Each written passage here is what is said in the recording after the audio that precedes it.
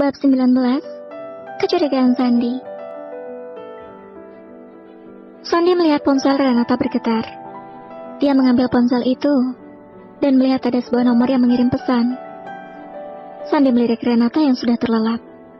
Biasanya jam segini Renata masih betah bermain ponsel. Mungkin dia kelelahan. Kata orang suruhan Sandi, pagi tadi Renata keluar rumah dengan membawa mobil sendiri. Sandi memang menyuruh orang kepercayaannya untuk menyelidiki Renata. Kemarin Renata pergi ke rumah sepupunya dan pulang pada sore hari. Tidak ada yang mencurigakan menurut orang kepercayaan Sandi, karena Renata juga tidak keluar rumah seharian itu. Akhirnya Sandi memutuskan untuk mencari tahu tentang Renata di dalam ponsel itu. Bisa jadi Renata menyembunyikan sesuatu di dalamnya. Sandi sudah menghafal pola rumit untuk membuka ponsel Renata. Tadi di kantor, Sandi sudah mempelajari dan ternyata berhasil. Akhirnya terbuka. Yang pertama Sandi lihat adalah aplikasi pesan.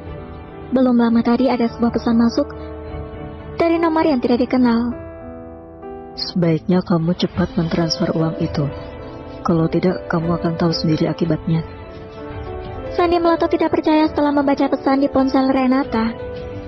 Sebuah ancaman pesan, entah itu pengirimnya laki-laki atau perempuan. Sandi benar-benar harus menyelidikinya sendiri. Apa yang sebenarnya kamu sembunyikan, Renata? Kenapa orang ini menginginkan uang darimu? Aulia dan Nenek sudah berada di meja makan. Terlihat Sandi dan Renata baru saja muncul dengan mesra seperti biasanya. Aulia memandang Sandi sekilas, kemudian fokus kembali kepada Nenek untuk mengambilkan sarapannya. "Nenek, makan yang banyak ya," ucap Aulia. Sandi langsung menghampiri Aulia dan menarik kursi di sampingnya. Selamat pagi, sayang. Selamat pagi, Nenek. Sapa Sandi tersenyum. Renata juga menampilkan senyum terbaiknya di hadapan sang nenek. "Selamat pagi, Nenek, Aulia." "Selamat pagi, Mas dan Mbak Renata. Ayo kita sarapan." Jawab Aulia mengambil makanan untuk Sandi. Aulia masih mau melayani suami yang telah menyakitinya itu. Selagi Sandi masih berstatus sebagai suami Aulia, ia akan tetap menjalankan perannya sebagai istri. Sandi begitu bahagia melihat Aulia yang masih perhatian padanya. Padahal tadi Sandi mengira kalau Aulia marah dan cemburu. Maaf, sayang. Mas melakukan semua ini karena tidak ingin Renata curiga kalau Mas sedang menyelidikinya. Terima kasih, sayang, ucap Sandi tersenyum. "Iya, Mas." Renata melirik tidak suka, tapi dia harus bisa menahan diri agar nenek tidak curiga. Rencananya nanti, Renata akan menagih janji Aulia yang mengatakan akan segera berpisah dari Sandi setelah nenek benar-benar sembuh. Sekarang kondisi nenek sudah jauh lebih baik. Bahkan nafsu makannya pun sekarang semakin bertambah. Akhirnya mereka sarapan dengan lahap dan tidak saling mengobrol. "Sayang, aku pergi dulu ya," ucap Renata setelah menyelesaikan sarapannya. Mau pergi kemana? Tanya Sandi menghentikan Renata. "Aku ada masalah sama agensi. Kontrak kemarin belum selesai. Masih 3 bulan lagi, tetapi aku sudah berhenti. Jadi aku harus mengurusnya," jawab Renata. Biar diantar sopir pribadi. Kamu sedang hamil. Jangan menyetir sendiri, ucap Sandi. Aulia dan Nenek saling pandang mendengar Sandi yang begitu perhatian terhadap Renata. "Tidak perlu. Aku masih bisa nyetir sendiri. Kamu tenang aja, sayang." Renata mencium pipi Sandi kemudian segera pergi keluar. Sandi sebenarnya hanya mengetes Renata ketika menawarinya seorang sopir. Tetapi hal tersebut disalahartikan oleh orang yang melihatnya. Sama halnya Aulia. Tentu saja Aulia mengartikan kalau Sandi begitu perhatian terhadap Renata. Tetapi mungkin itu lebih baik. Dengan begini, Sandi pasti bisa lebih merelakan Aulia apabila mereka berpisah nanti.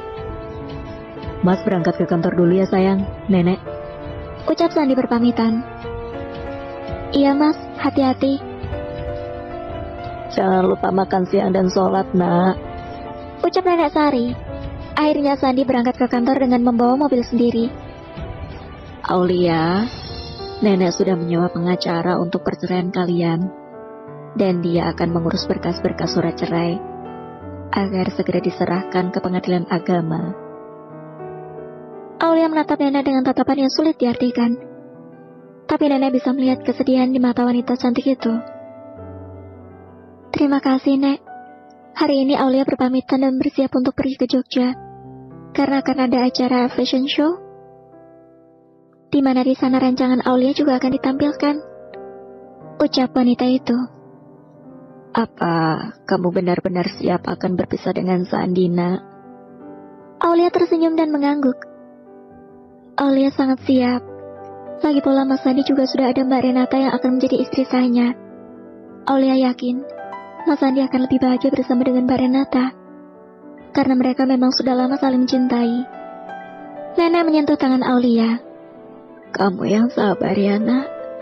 Maafkan nenek kalau selama ini telah membuat masa mudamu menjadi sulit. Apalagi harus menjadi janda di saat usia yang masih sangat muda. Ucap nenek merasa bersalah. Aulia berdiri dan memeluk nenek Sari. Aulia juga sangat bahagia kok bisa menjadi istri Mas Sandi dan cucu menantu nenek. Aulia tidak menyesal, karena semua ini sudah menjadi jalan takdir hidup Lia, Nek. Nenek menangis terseduh di pelukan wanita yang sangat disayanginya itu. Nenek akan selalu mendoakan kebahagiaanmu, Nak. Semoga suatu saat nanti kamu bertemu dengan pria yang baik, yang akan menjadi jodohmu.